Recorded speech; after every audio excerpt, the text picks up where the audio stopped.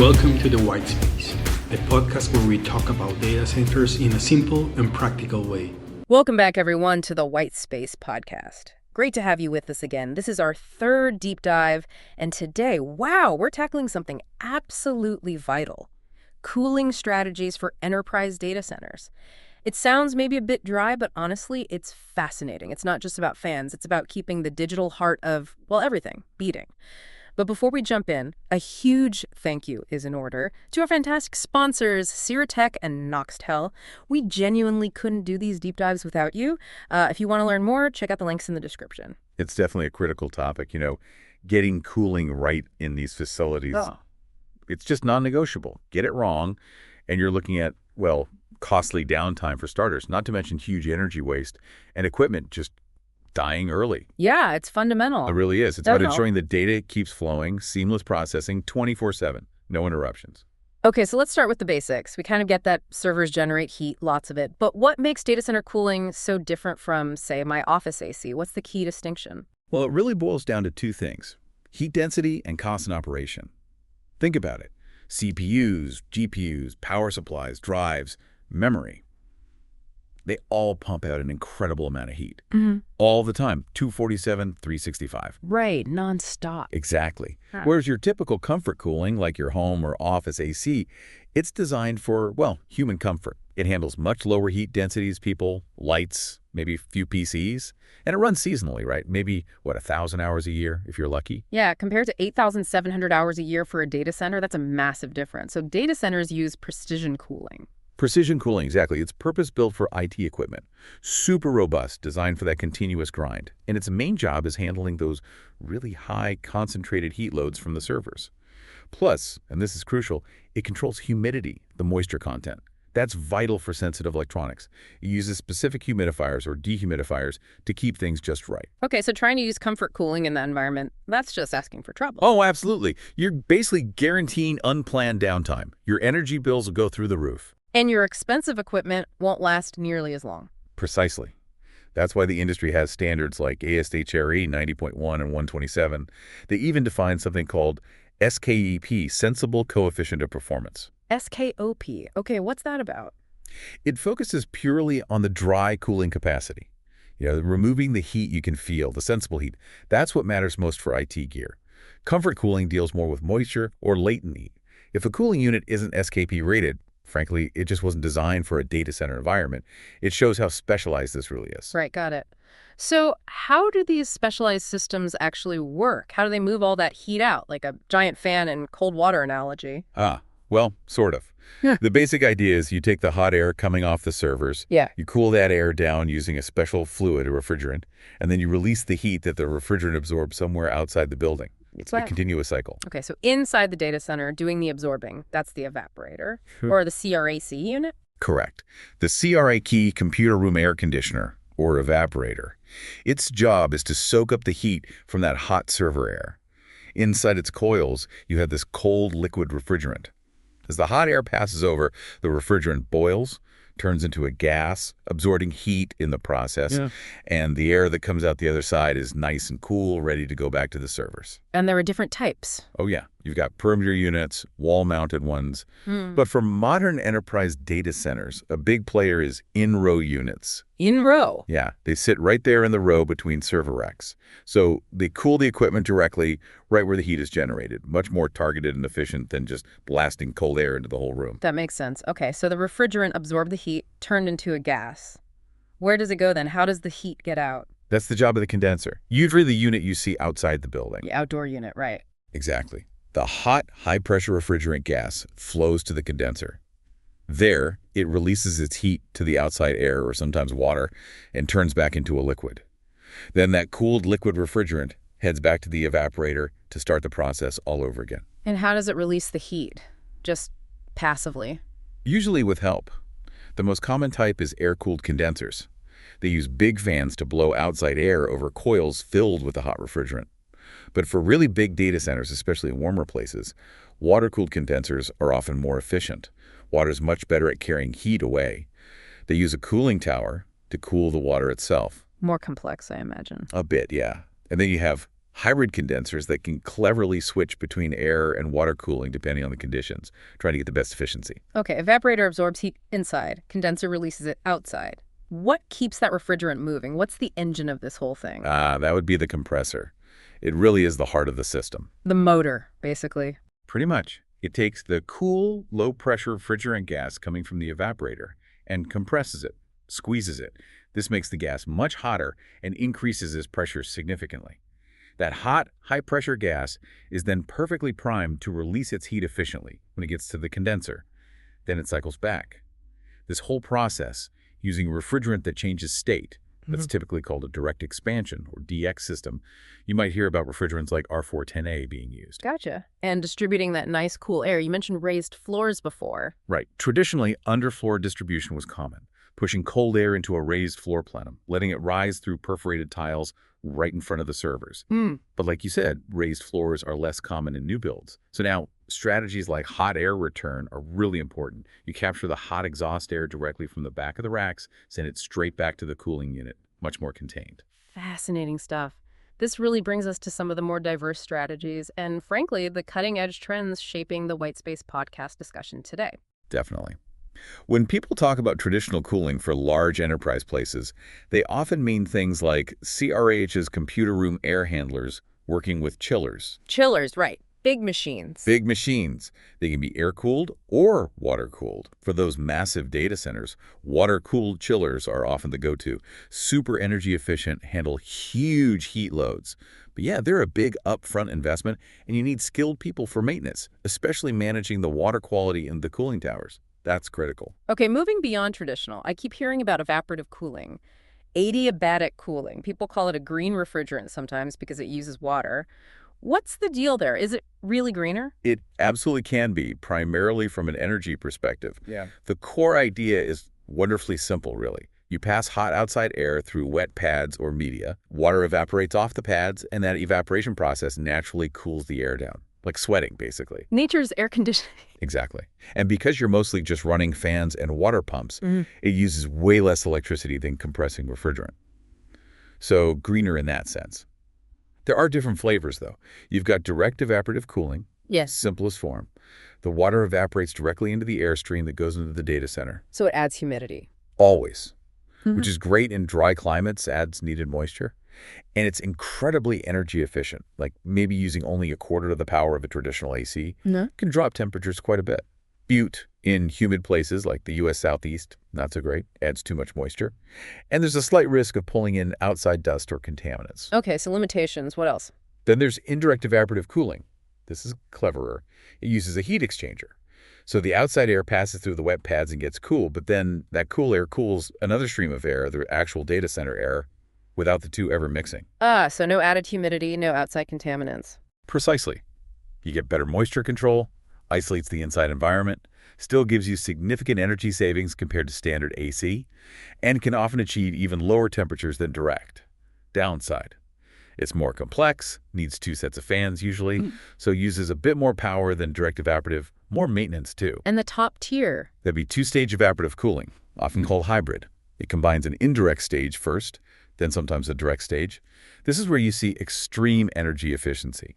AHRA studies suggest like 60–75% less electricity than refrigerant systems. Wow. Yeah, get really good temperature drops, excellent humidity control, keeping it in that ideal range for IT gear, maybe 50–65%. Yeah. It often uses less water than single-stage systems too. It's technologically advanced, but naturally comes with higher upfront costs and needs regular skilled maintenance. It's amazing how the sheer demand for data, especially with AI now, is driving this, isn't it? All that powerful hardware just generates so much more heat. That's pushing things like liquid cooling more into the mainstream, right? It's not just niche anymore. Absolutely not niche. It's becoming essential for high-density computing. Estimates are around 22% of data centers are using some form of liquid cooling already, and that number's climbing fast. Liquid is just fundamentally better at transferring heat than air is. Way better. So how does it work in practice? Well, you have techniques like direct-to-chip cooling.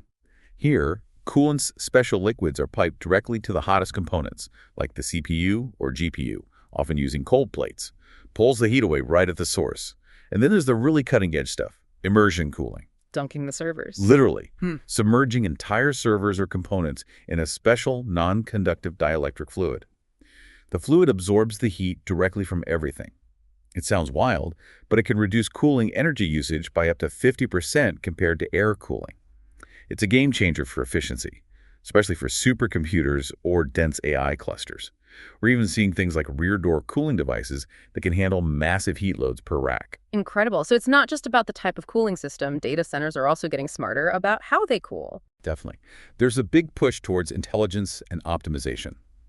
AI-powered cooling is a major trend. Using AI, how? Algorithms analyze real-time data from sensors all over the data center. Temperatures, humidity, server loads, energy use. The AI can then predict potential hotspots, identify inefficiencies, and automatically adjust cooling units, fan speeds, temperature set points to deliver cooling exactly when and where it's needed. Minimizes waste, prevents problems. So less guesswork, more precision. Exactly. Another big shift is accepting higher target temperatures. For years, the thinking was keep it ice cold, maybe 22 degrees C or low 70s Fahrenheit. Now, guided by standards and better understanding, operators realize they can let temperatures drift up slightly, still well within safe operating ranges for the equipment, and save significant energy. Every degree helps. Makes sense. And simple things, too. Oh yeah, don't underestimate low-cost cooling improvements. Things like blanking panels to fill empty rack spaces, sealing cable openings, optimizing airflow paths with containment. Simple stuff can make a surprising difference. And maximizing free cooling using cool outside air directly whenever possible. That's always a goal. This is such a core part of the data center puzzle, perfect for the White Space podcast. Let's dig into this idea of cooling load. What exactly does that mean? Cooling load is just the total amount of heat you need to remove. And it's huge, like we said, maybe 30–40% of a data center's entire energy bill in the US can be just for cooling. Wow, nearly half the power bill. It's massive. And that load comes from the servers, obviously, but also lighting, power distribution losses, even heat coming through the walls or roof. Plus, you have to factor in the efficiency of the cooling system itself, how well you manage airflow, and both kinds of heat. Sensible, the dry heat, and latent, the moisture-related heat. It's a complex calculation. You mentioned earlier that new builds are moving away from raised floors. That sounds like a big shift. How do you cool effectively without that underfloor space to push air through? Yeah, it's a major change in design philosophy. Raised floors gave you that nice, predictable plenum space for positive pressure. Easy to distribute air with floor tiles. Without it, the whole room is the plenum. It's full of racks, cables, obstructions. Trying to control static pressure uniformly becomes really hard and often inefficient.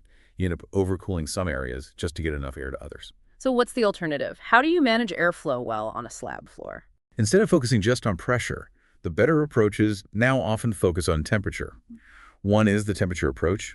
You put temperature sensors throughout the cold aisles with the servers draw air in. You control the cooling units to maintain a target temperature there, maybe just a few degrees above the supply air temp coming out of the cooler. This directly ensures each rack is getting cool enough air and helps stop hot exhaust air from wrapping back around to the inlet. And it aligns perfectly with the temperature promises, the SLAs, you make to clients. Okay, focusing on the actual result, the temperature at the rack. Makes sense. Exactly. And an even more powerful, often simpler way is the delta T approach. Delta T, temperature difference. Right. The difference between the temperature of the air returning to the cooling unit, hot, and the air supplied by the cooling unit, cold. Let's say supply is 75 degrees area, return is 95 degrees K, and your delta T is 20 degrees. You then control the cooling unit's fan speed to maintain that target delta T. If the return air gets hotter, meaning the servers are working harder, the fans speed up automatically to move more cool air. If it gets cooler, they slow down. So it dynamically matches cooling effort to the actual heat load. Precisely. It's often simpler, cheaper, too. Temperature sensors are inexpensive. And it gives very reliable control, which is vital, especially for colocation providers managing different client loads. Is that the ultimate solution then? It's very good, but you can refine it further with optimized control. This usually combines the delta T strategy with additional sensors placed strategically on the racks themselves, maybe every 5 or 10 racks, wired or wireless. These sensors pinpoint local conditions, any potential hotspots. Then, a smart integrated control system like Vertiv's Liebert ICOM, for example, can coordinate all the cooling units. It can tell one unit to work a bit harder to cool a specific high-density rack, even if it means deviating slightly from the overall delta T target for a moment. It provides that granular control. You might still maintain a small baseline static pressure just to prevent any recirculation, but the primary control is temperature-based. That level of integration is amazing. Now, thinking about all this energy, if almost all the power going into a data center comes out as heat, and we just vent it, that feels incredibly wasteful. It is incredibly wasteful. Historically, that's exactly what happened. But you're right, that waste heat is a massive untapped resource. Yeah. We're talking maybe up to 40% of the energy input just lost. Capturing and reusing it could fundamentally change the sustainability picture and reduce the need for primary energy sources elsewhere. So data centers could become heat sources. Exactly, and they increasingly are. We're seeing more and more data centers implementing heat reuse strategies. They're feeding into district heating systems, warming homes and businesses, or participating in combined heat and power (CHP) projects.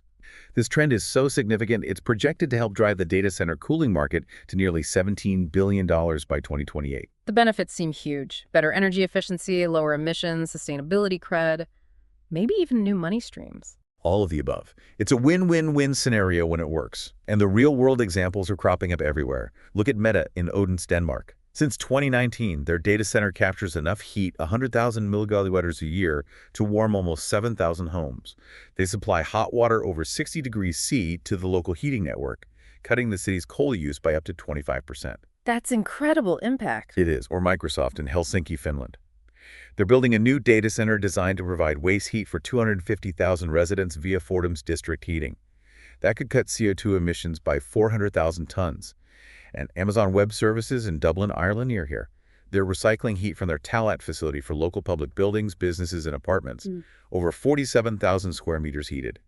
And AWS provides the heat for free. Free heat, that's quite a community benefit. It really is. Stockholm, Sweden is another pioneer, integrating data center heat into their huge district heating network, warming tens of thousands of apartments. So how is this heat actually captured and moved? What are the methods? Broadly, there are two main approaches: airside heat recovery and waterside heat recovery. Airside is simpler. You basically use a heat exchanger to transfer heat directly from the warm exhaust air leaving the data center to the fresh, cooler intake air coming in. It pre-warms the intake. Good for efficiency, but limited by how much heat air can carry. Best in cooler climates. Waterside heat recovery is generally more efficient, especially for larger amounts of heat. You use a water loop, could be the chiller water loop, or a dedicated loop to absorb the heat inside the data center. Water carries more heat than air. Much more. So you can capture more heat, and crucially, you can transport that hot water much more easily over longer distances, say, to a nearby district heating network. It's ideal for high-density environments and integrating with those larger heating systems. And the technology is enabling this. They're quite mature now.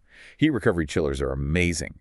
They produce chilled water for cooling and hot water for heating simultaneously, often with extremely high overall efficiency, like a COP of 7 or more. Thermal storage is key, too.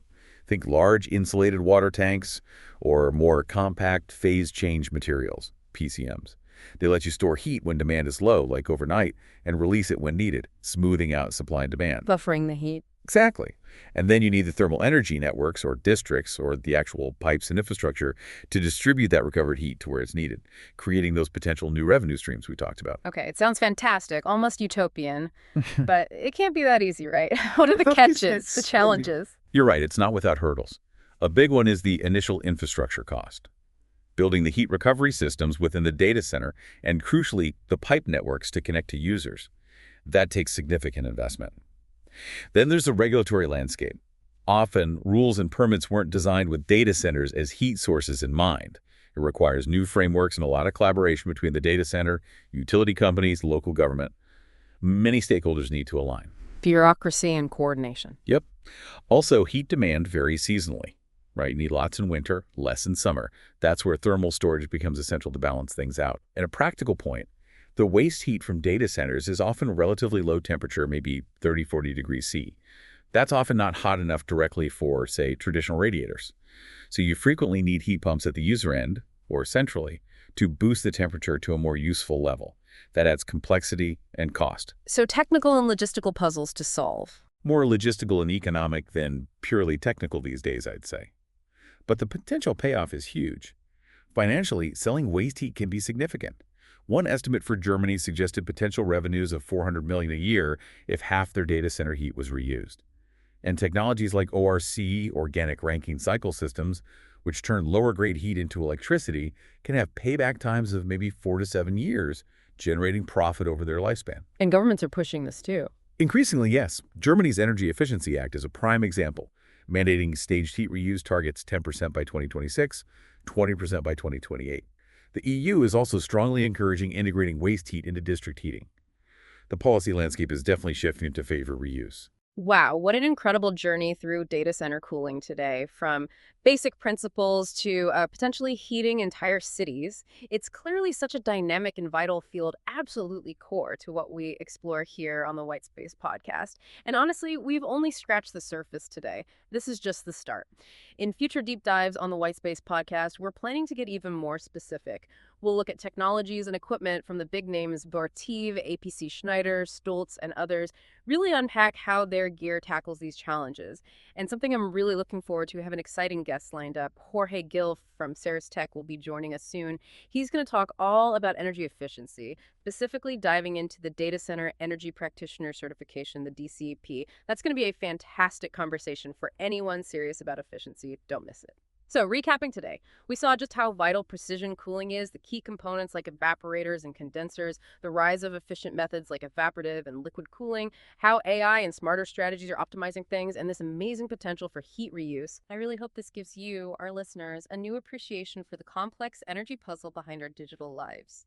And one last time, a massive thank you to our sponsors, Cirrus Tech and Noxtel. Your support is invaluable. Remember, links are in the description if you want to learn more about them.